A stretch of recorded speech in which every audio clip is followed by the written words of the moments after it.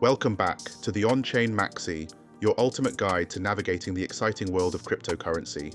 In the last volume, we explored the importance of blockchain to Web3 and how it's reshaping the internet. We broke down how blockchain technology addresses many of the deep-rooted issues that plague Web2 and is already being adopted by many institutions around the world. Today, we dive into the story of Bitcoin, why it matters, what gives it value, and why even 15 years later, it still leads the charge toward becoming the future of global money. But this isn't just another "what is Bitcoin" explainer.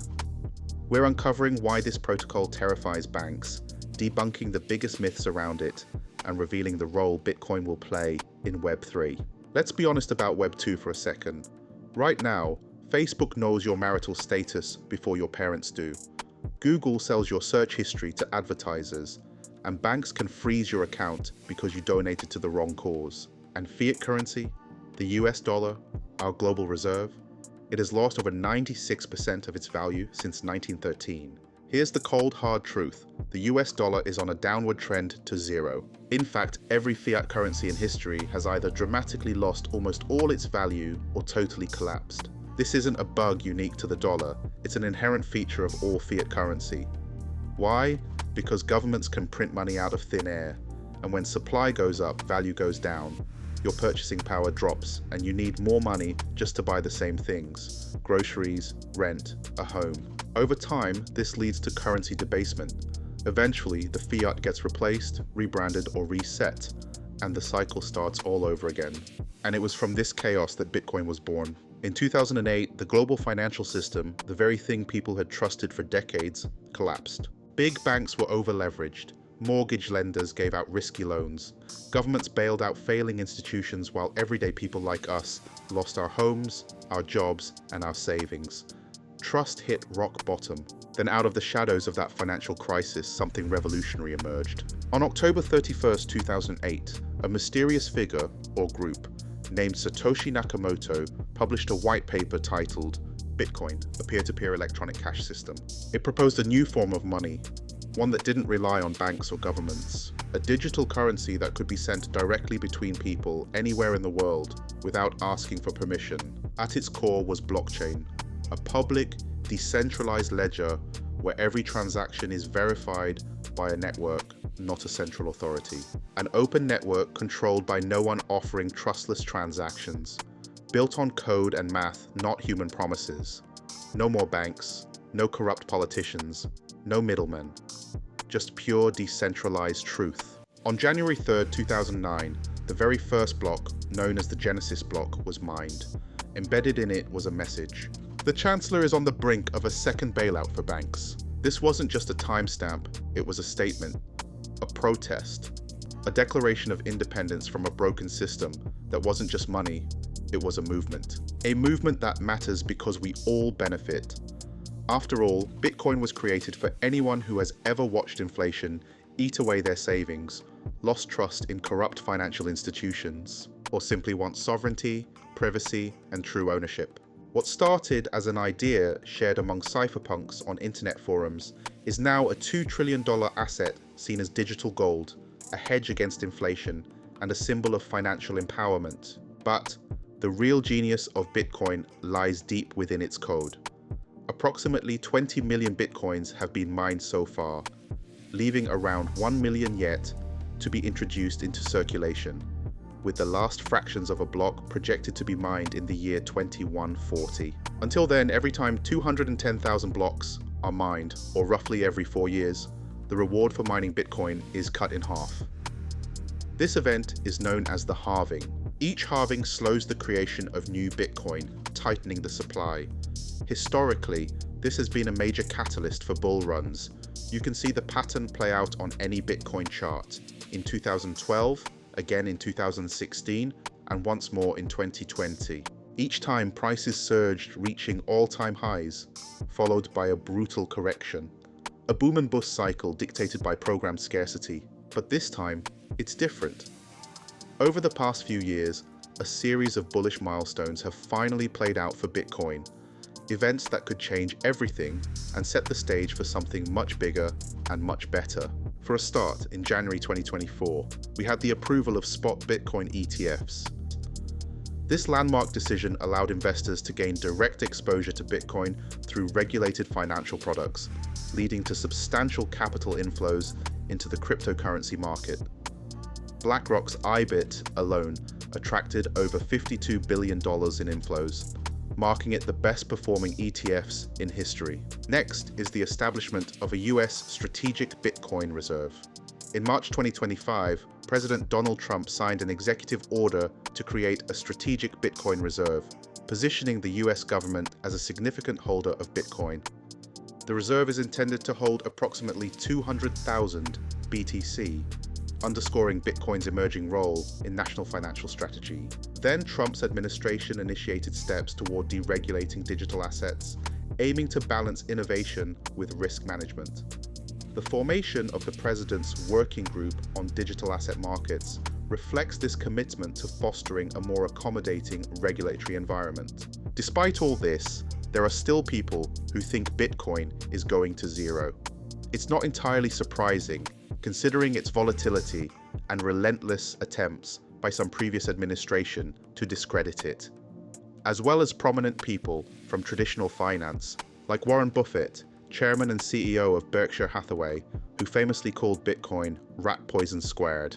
What's interesting is that despite his harsh criticism, Berkshire Hathaway holds significant indirect exposure to the crypto market.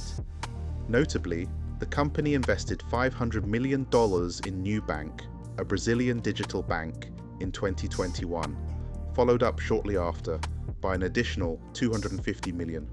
Nubank offers cryptocurrency trading services, including access to Bitcoin and other digital assets. And then there's Jamie Dimon, CEO of JP Chase, who declared in 2017 that Bitcoin was a fraud. Yet, by December 31st, 2024, JP Morgan reported holdings of approximately $1 million in various Bitcoin ETFs, marking a quiet shift from complete rejection to calculated exposure. This is a common theme. Publicly they say one thing, but behind closed doors they do another. You have to at least ask yourself, why?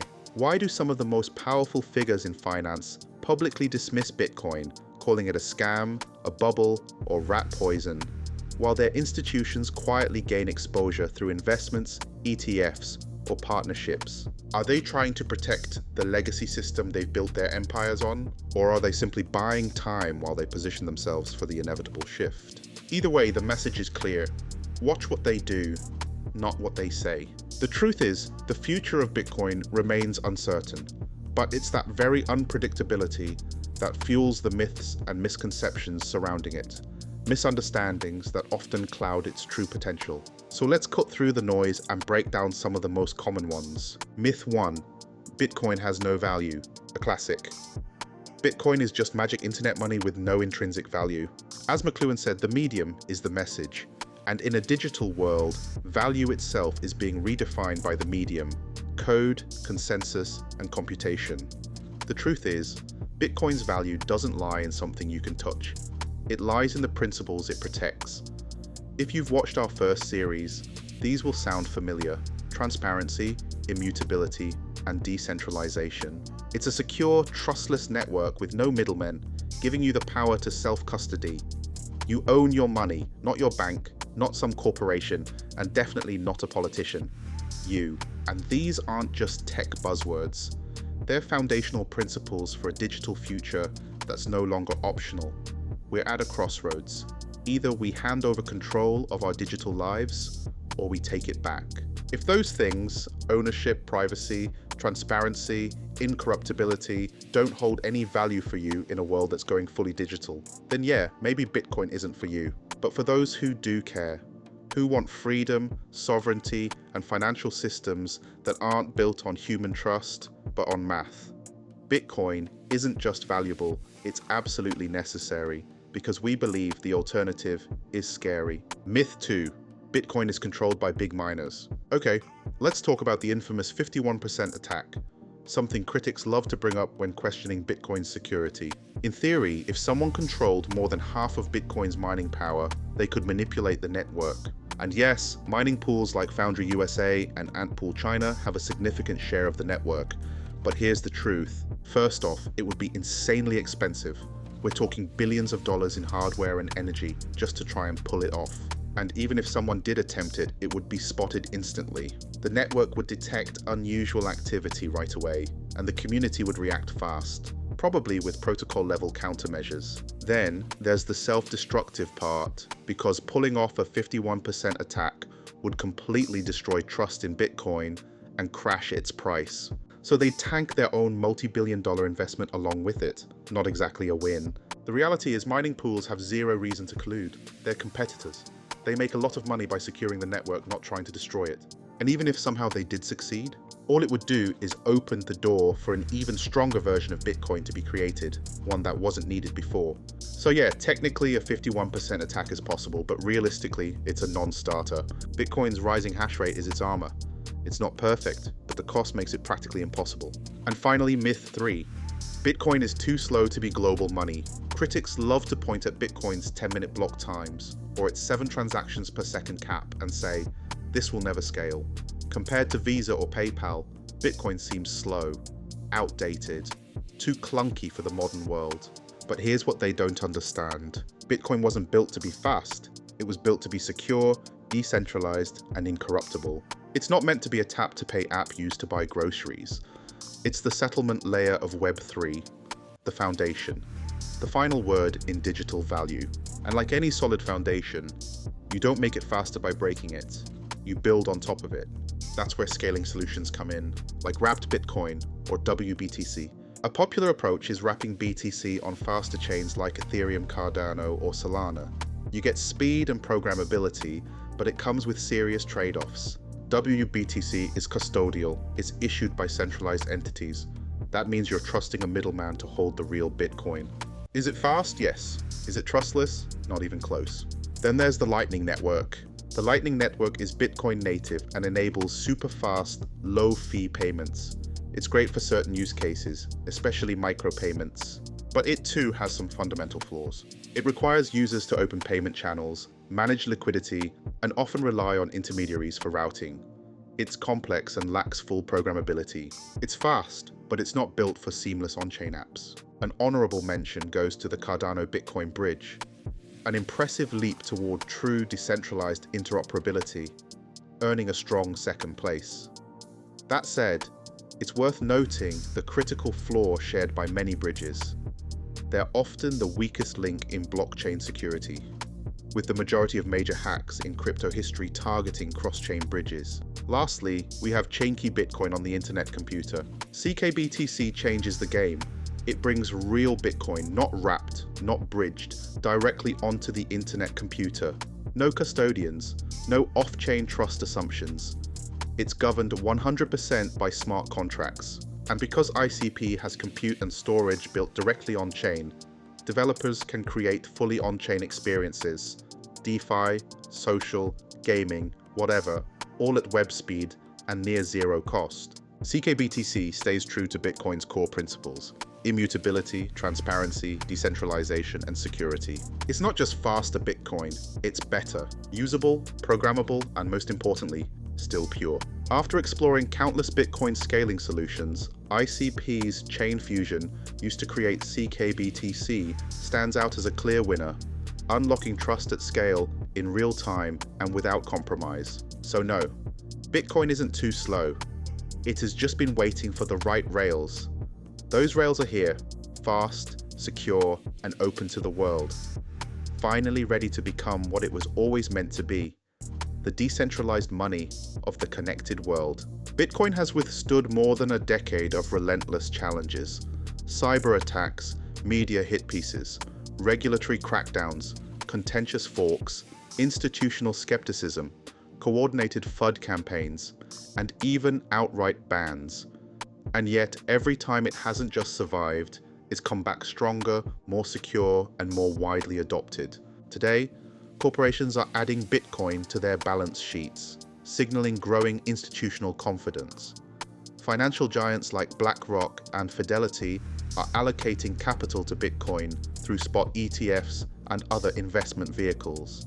Even sovereign states are beginning to include it in their national reserves, recognizing its potential as a strategic asset in the global financial system. But we believe the best is yet to come. Because over the next 2 decades, we will see the largest transfer of wealth in human history. Baby boomers will pass down over $70 trillion to younger generations. But here's the kicker: millennials and Gen Z don't think like their parents. They've grown up in a digital world, questioned the status quo, and they're not buying into the old financial playbook. To many of them, owning Bitcoin feels more intuitive than locking money away in a certificate of deposit. So when that generational wealth transfer hits, it's not all heading back into traditional finance. It's moving into assets that reflect their values: sovereignty, accessibility, decentralization, and programmability. And the middlemen of legacy finance, the ones who quietly chip away at your hard-earned cash, yeah, they see it coming. In this new digital world, Bitcoin is emerging as the base layer of value, a trustless reserve asset that underpins everything from DeFi and DAOs to artificial intelligence and beyond. It doesn't need to change, it doesn't need flashy upgrades. With the rise of next-gen layer 1s, growing interoperability, and innovations like CKBTC, it is finally becoming what it was intended to be. The narrative is shifting, and when the dust settles after the inevitable crypto apocalypse, one thing is almost certain: Bitcoin will remain king, the tide that lifts all boats. And that's all we have for today on this second installment of the series. If you want to learn more about Bitcoin, check out the book The Bitcoin Standard by Saifedean Ammous. On YouTube, explore talks and interviews by Michael Saylor and Andreas Antonopoulos. They both offer deep insights into Bitcoin's technology, philosophy, and future. In the next episode, we'll dive deeper into the world of crypto, exploring the projects building real value, not just hype. Just like the dot-com bubble, we're witnessing a massive shakeout. Most will disappear, but a few, the ones with real utility, strong fundamentals, and long-term vision, they'll survive, maybe even thrive. We're not watching this asset class collapse, we're watching it evolve. So stay curious, stay safe, stay tuned in, and we'll see you in the next one.